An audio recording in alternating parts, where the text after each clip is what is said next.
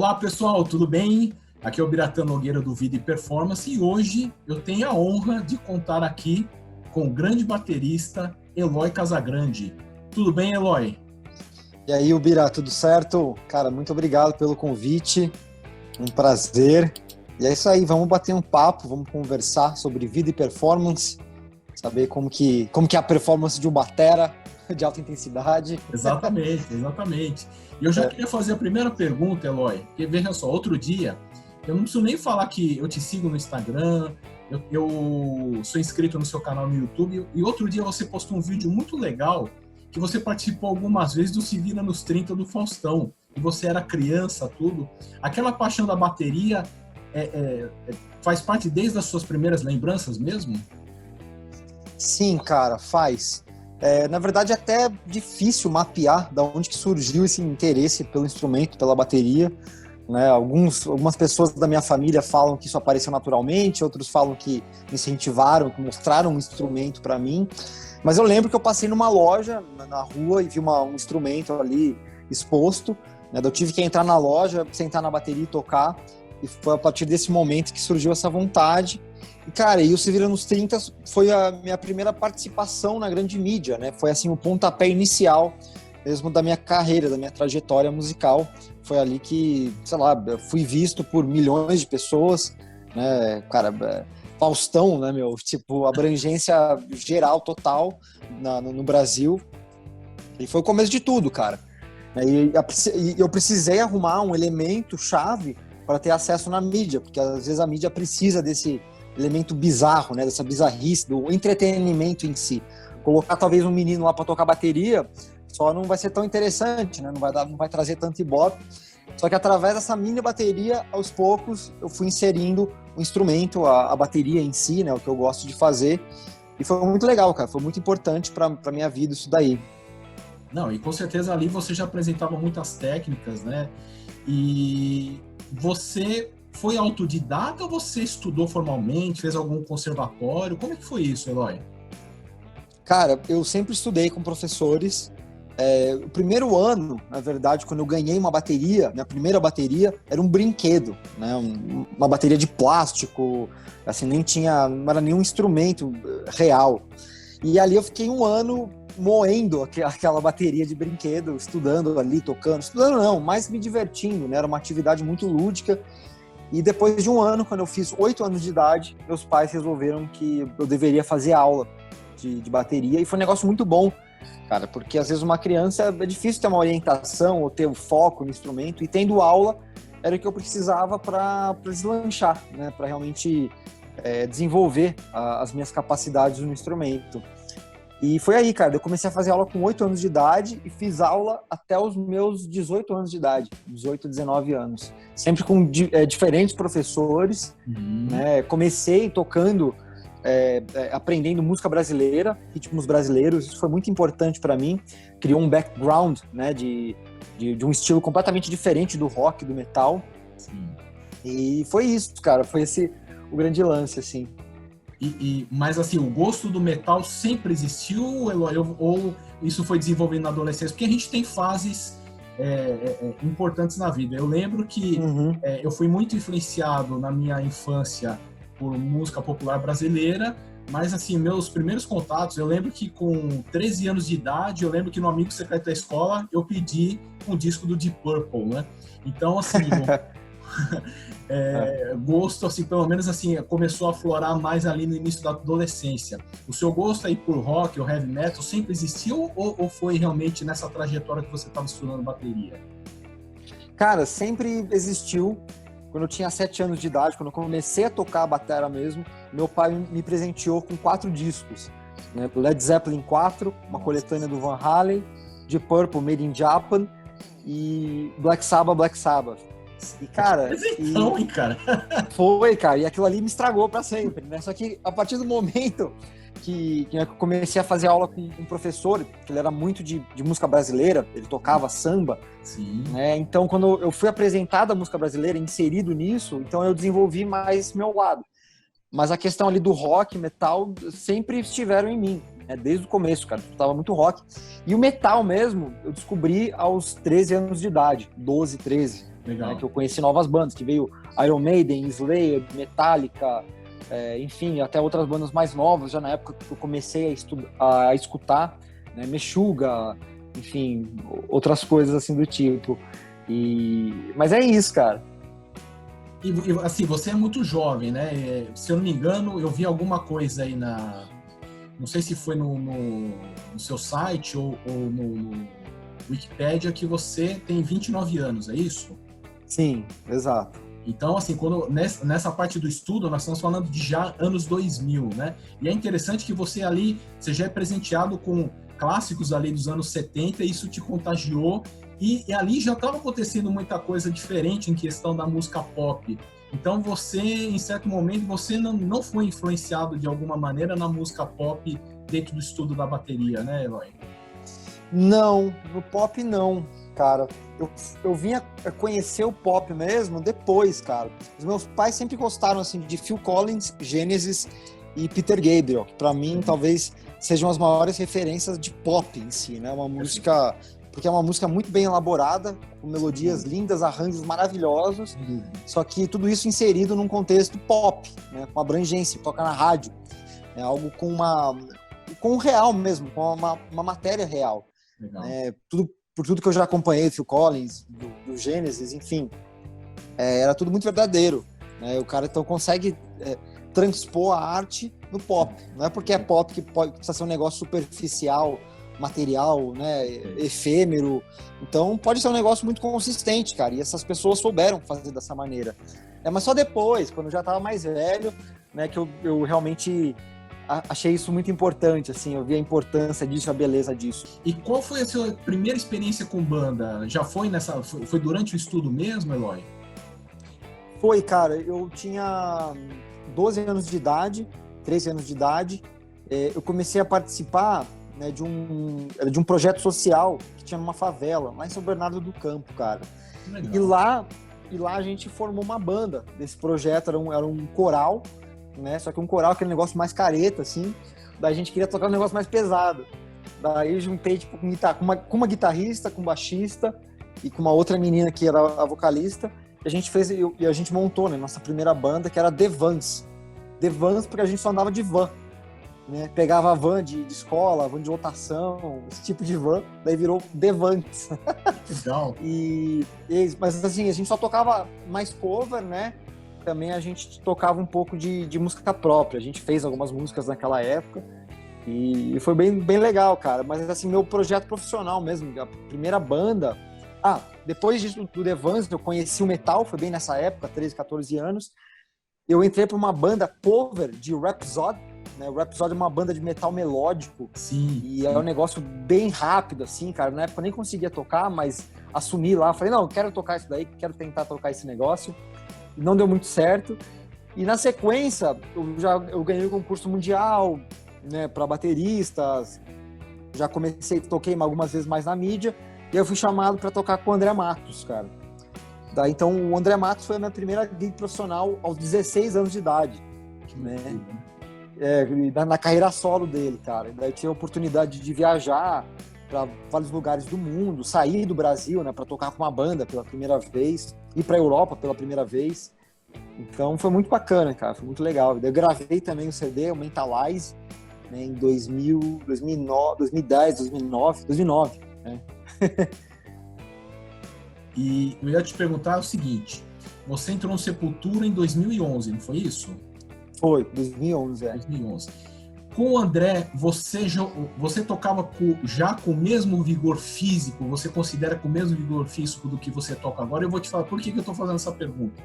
Nitidamente, não só para complementar, quando eu falo aqui do Vida e Performance, que é o meu projeto, né? A gente, para eu cuidar da minha saúde, né? Eu faço corrida de rua e eu faço academia para fortalecimento muscular. E nitidamente, eu posso estar enganado, você deve fazer algum trabalho para aguentar o tranco de tocar ali num show 2 horas com compassos super complexos e com velocidade rítmica absurda, né? Você Sim. considera que você desenvolveu mais força e técnica com Sepultura, ou você acha que ali você já estava exercendo com o André essa pressão na bateria? Ah, não, com certeza foi com Sepultura. Com certeza com Sepultura. Eu também evoluí na minha maneira de treinar, né? Eu tive uma evolução, uma mudança nos treinos. Eu aprendi, na verdade, a treinar, né? Porque às vezes no começo você é muito mal encaminhado. Você entra numa academia ali, se você pega um professor mais ou menos, um cara que não tá afim de ensinar, cara, você nunca aprende, na verdade, como que deve ser feito um treino, né? Ainda mais quando a gente é bombardeado por informações na internet, faz isso, toma aquilo, não sei o quê. Cara, você fica louco, né? Então eu tive que realmente, demorei para ter uma orientação boa, para saber o que funcionaria para o meu corpo. Mas eu comecei a treinar, Ubira, aos meus 16, 17 anos de idade, porque eu comecei a ter muita tendinite. Cara, quando eu comecei a tocar no André, eu queria tocar de uma forma pesada, né? No metal exige que você toque com força, que é uma força ali que é enviesada através da técnica, não é força pela força, não é um orangotango que senta ali e fica batendo, não é isso. Perfeito. Né? Você tem que ter a técnica, mas aplicar a força de forma correta, não é uma força desgovernada, senão você vai se machucar. Né? Só que você precisa ter a força, precisa ter a resistência. Então foi nesse momento que eu comecei a tocar mais forte, só que não tinha um preparo físico, e as tendinites surgiram nos meus punhos, nos meus cotovelos, nos ombros. Cara, eu tinha muita dor mesmo, assim, de não conseguir, de dar um toque na bateria e sentir um choque que vinha do punho até a espinha, sabe? Então, daí eu fui procurar a musculação e logo depois de alguns meses, cara, esse problema já foi sanado, assim. Eu não sentia mais dores. A tendinite existe ainda, às vezes, claro, ela não desaparece, ela tá presente, né? Só que diminui o inchaço e a dor some, mas ela tá aqui, tá dormente, né? Mas foi naquele momento que eu procurei isso, fortalecer os tendões, músculos, ossos, e nunca mais senti dor, cara. Assim, até uma sorte, né? Mas nunca mais, cara, nunca mais tive dor. Mas eu tomo muito cuidado também com tudo, em relação ao treino, em relação ao que eu faço no dia a dia, cuidados alimentares também. E quando eu entrei no Sepultura, era assim, eu tava tocando num nível de intensidade, né? Eu posso classificar aqui no André, era tipo uma maratona, meia maratona que eu corria, vai. Porque é aquela prova de longa distância, né? Porque ela é intensa o tempo todo, mas você segue naquele ritmo, né? E você vai mantendo. Cara, e o Sepultura é tipo uma prova de 100 metros rasos a cada 10 segundos. Entendeu? São os treinos de tiro de corrida, né, que a gente faz. Exatamente. Porque você não mantém, às vezes, o bumbo muito contínuo, nem algo muito contínuo, mas quando acontece, é uma explosão muito grande. Né? E as músicas, elas são violentas, agressivas já por natureza. Então, se você não expressar isso, nada funciona. Se você não imprimir essa força, essa velocidade, essa dinâmica, cara, as coisas não soam bem, né? Então precisa dessa parte física para que as coisas fluam. Cara, e é engraçado que, lembrando disso, no primeiro show do Sepultura que eu fiz, que a gente ensaiou bastante, fez vários ensaios, e a gente foi para a Alemanha para fazer o primeiro show. E lá, cara, na metade do show, tava com a adrenalina tão alta, né? E também não tava preparado para o que seria um show com Sepultura. Chegou na metade do show, tava completamente exausto. Assim, eu não sabia mais de onde tirar força. Sabe? Os músculos começam a fadigar, começa a endurecer tudo, enche de ácido lático, né? Começa tudo a ficar duro, cara, e a técnica desaparece, porque eu perco a mobilidade de punho, né? Daí vai no bração mesmo. Cara, daí é uma briga com o relógio, sabe? Para que acabe logo, para você descansar e recuperar, né? Porque a partir do momento que você atinge o seu limite, a fadiga total, né? Você extenuou o músculo, cara, só descansando. Não tem o que você faça ali mais para resolver. Daí eu lembro que terminou o show, daí eu falei, caramba, como que eu vou fazer os próximos 24 shows sem nenhum descanso? Foi uma turnê de 25 shows sem descanso nenhum, assim. E eu falei, daí foi uma adaptação. Eu fui descobrindo como que o meu corpo reagiria a isso, né? E fui aprendendo também a trabalhar com isso, né? Manter esses picos. E foi isso, cara. Mas daí no Sepultura, durante os anos, eu fui mudando os meus treinamentos. Eu consegui adquirir mais massa. Também é muito difícil para eu ganhar massa, porque eu tô o tempo todo é uma atividade muito aeróbica também, força aeróbica, mas é muito difícil, cara, ao mesmo tempo, né? Então eu fui conseguindo adquirir uma massa, eu tive que engordar uma época, assim, comer muito mesmo, adquirir um extra peso, depois eu fui emagrecendo e segurando a massa magra. Mas foi difícil, assim, cara, foi difícil, e treinando pesado, cara, treinando pesado mesmo, assim, no meu limite, claro, né? Mas foi isso, cara. E fica a dica aí para as pessoas, porque eu lembrei, você falou da tendinite, eu lembro muito do John Petrucci do Dream Theater, e ele falou uma vez numa entrevista que ele começou a ter muita tendinite por causa da velocidade ali da guitarra, e depois que ele começou a fazer fortalecimento, é que diminuiu muito a dor e ele conseguiu tocar.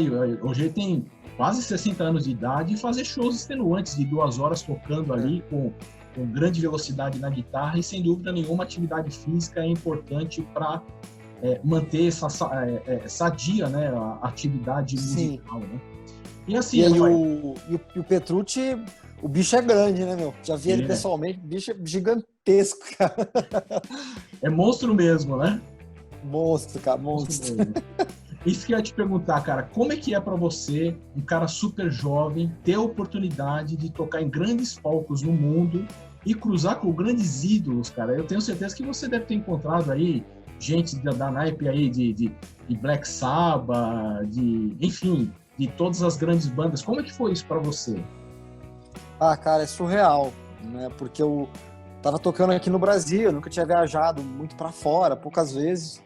Daí eu lembro que a minha primeira turnê com Sepultura foi com o Exodus, outra banda de metal também, Exodus, o Hidden. O nome da turnê era Thrash Fest Classics, só as bandas de metal clássicas, né? Então era Sepultura, Exodus, Destruction, Hidden e uma outra banda lá que abria. Então já tocar ali com o caramba, esqueci o nome dele, o guitarrista, o Gary Holt, logo na primeira turnê, né, Gary Holt, cara, além de todo, assim, o meu espanto por estar tocando no Sepultura, né, de ver o Andreas, Paulo e Derek na minha frente, né, e empurrar isso daí, toda essa pressão, cara, tocando ao lado dos caras do Exodus, que são uma grande referência para mim, né, e depois, logo no ano seguinte, a gente já fez Rock in Rio Europa, Rock in Rio Lisboa. Daí já conheci o Metallica, fui jantar com Metallica, conheci muitas outras bandas. Sepultura sempre teve também uma proximidade muito grande com o Motorhead. Então sempre quando a gente se encontrava em festivais, cara, ia no camarim dos caras, ia jantar junto, né, o Leme não tava doente ainda, né? Não, o Leme ainda tava bem, cara. Peguei uma fase que ele tava bem. Então ir no camarim do Leme, ver lá a loucura dos caras, enfim... Né, meu? Isso foi muito, muito sensacional, gratificante. Em 2006, cara, olha só, quando eu fui tocar com o André Matos no Japão, 2007, no Festival Loud Park, eu consegui assistir ao Heaven and Hell ao vivo, Dio, o Black Sabbath com Dio, né? Nossa. E, meu, foi sensacional aquilo, assim, foi a única apresentação do Dio que eu assisti, sou muito fã dele. Muito. E deixa eu ver o que mais, cara.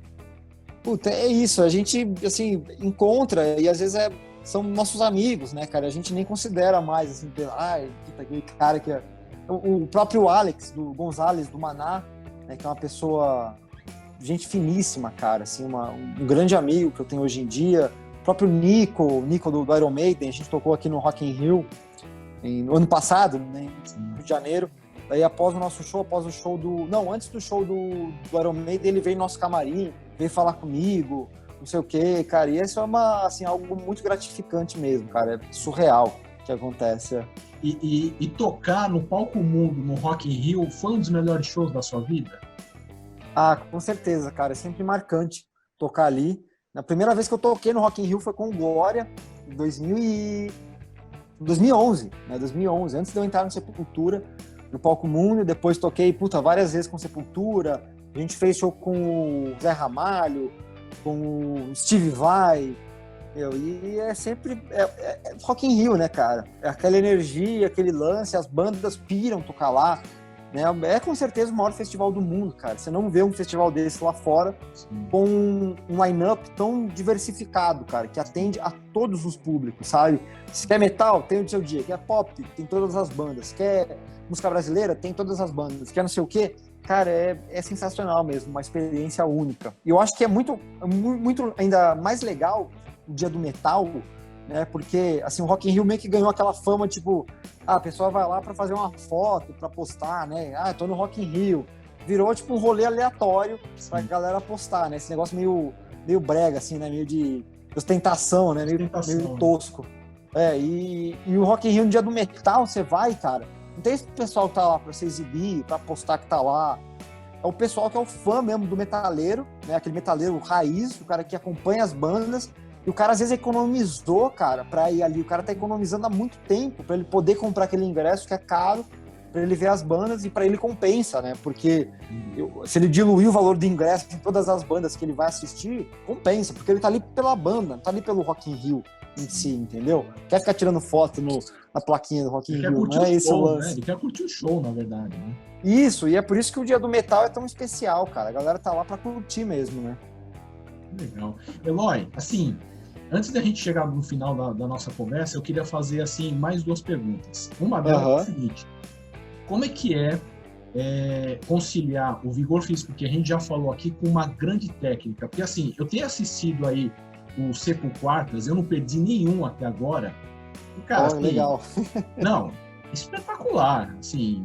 E tocar também com a questão aí de cada um no seu pedaço, né? Com grandes ídolos aí da música, né? E como é que é conciliar cada um no seu pedaço e você descendo a mão na bateria com toda aquela técnica e chegar para o público com aquela perfeição musical? Como é sonora? Como é que funciona isso? Pra gente gravar por quarta, como que a gente faz? Assim, a gravação, eu sei como funciona, mas assim, chega tão perfeito, cara, que parece que vocês estão tocando juntos ao mesmo tempo, né? Cara, é impressionante. Então, assim, e você ali descendo a mão na bateria, parece que você tá tocando ali, assim, escutando a guitarra com o amplificador do lado. Como é que é isso pra você? Como é que é essa experiência? Cara, é complicado, assim, na verdade, né? O resultado é bom, ok, mas pra gente fazer, cara, é complicadinho. Eu sou o primeiro a gravar, sempre começa pela batera, né, que é a base de tudo. Legal. Então, sei lá, tem que tocar uma música amanhã, daqui 2 semanas, no final de semana tem uma música. Nem sábado, a gente passou agora a Sepul quarta para sábado, virou um Sepul sábado, Sepul Saturday, sei lá o que vai ser, né?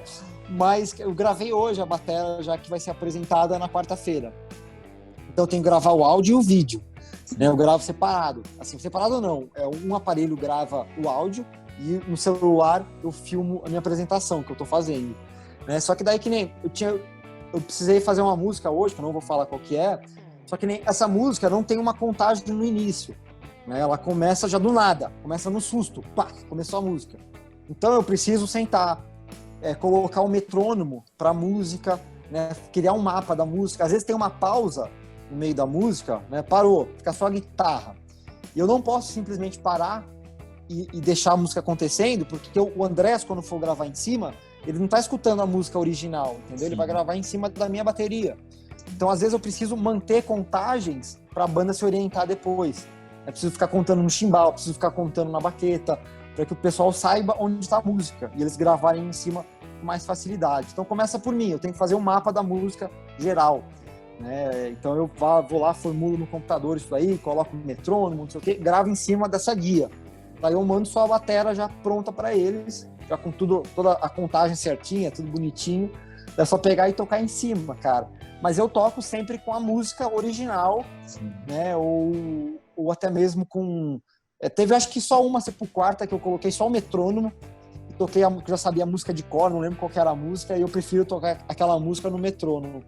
Mas as outras músicas eu tento acompanhar realmente o que foi gravado de forma original, né? Se a música acelera, eu tenho que acelerar junto, se a música vai mais devagar, tem que ralentar junto. Sim. E é desse jeito, cara. Mas é complicado, cara, porque é muito diferente, né?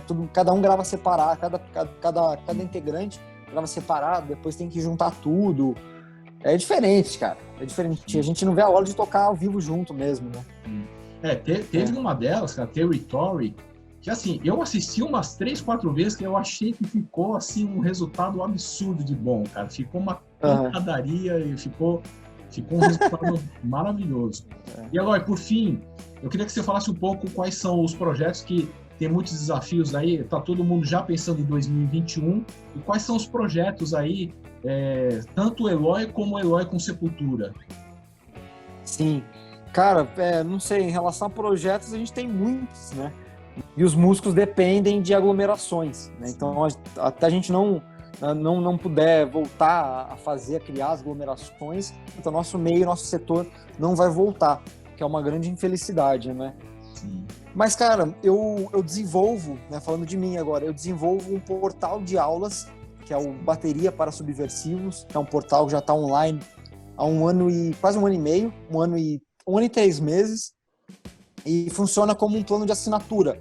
A pessoa entra lá, paga a mensalidade, é como se fosse o Netflix, ela tem acesso às aulas e é uma comunidade, né? Eu tô ali diariamente conversando com os membros, dando dicas, respondendo a perguntas, e toda segunda-feira entra uma aula nova. Então a gente vai criando o portal junto, né? A gente vai fazendo as aulas juntos. Que legal. Os caras falam, eu quero isso, eu quero aprender sobre isso. Eu vou lá, elaboro a aula, gravo e posto a aula para eles, entendeu? Então vai muito de acordo com o que o pessoal quer ver. É algo bem participativo. E é isso, tem sido uma experiência incrível, cara. Muito legal estar próximo das pessoas, ajudando, né, e orientando. E eu também tenho dado aulas presenciais numa escola de música aqui em São Paulo, a MT. Aulas presenciais individuais, tem sido também muito legal, com distanciamento. E, cara, o Sepultura, a gente tem aí vários planejamentos para turnês, né? Assim, tinha uma turnê em março, agora nos Estados Unidos, mas é muito provável que não aconteça. E a gente está esperando nessa turnê de verão da Europa do próximo ano, lá para junho, julho do próximo ano. E a gente já está falando, na verdade, até de 2022, cara, para você ter uma ideia, né? 2022 talvez sim aconteça uma turnê para valer do jeito que a gente estava acostumado a fazer, mas até lá ninguém sabe ainda, cara. É uma grande certeza, né? Eloy, olha, muito obrigado por você ter aceito o convite de participar aqui para o Vida e Performance. É uma honra muito grande contar aqui com a sua presença. E deixa um último recado para quem está assistindo a gente aqui, por favor. Pô, obrigado você, Biratã. Obrigado pelo convite, cara. Sensacional poder falar desse lado meu mais físico, como que eu me preparo, né? E, cara, o último recado, não sei, que as pessoas se cuidem, né? Para os músicos, para as pessoas que estão aí, que elas cuidem tanto da alimentação, do seu corpo, como também mentalmente, né, cara? As pessoas não só possam viver, não só vivam de uma maneira habitolada no que elas fazem. Não deixe de aproveitar o que o mundo oferece. Leia, assista filmes, faça outras coisas, né? Porque isso soma muito a tudo que a gente tudo que a gente gosta de fazer. Então esse é o recado de agora, cara. Que espetacular. Eu vou colocar aqui no card o seu canal no YouTube, que aliás é espetacular também. Pô, imagina, obrigado. E as suas redes sociais aqui. Então, Eloy, muito obrigado aqui pela sua participação. Acompanhe aqui Vida e Performance, se inscreva no canal, compartilhe o vídeo e curtam também para que o YouTube ofereça esse vídeo para mais pessoas. Eloy, um abraço e muito obrigado, viu? Valeu, obrigado você, Ubirá. Até a próxima. Valeu.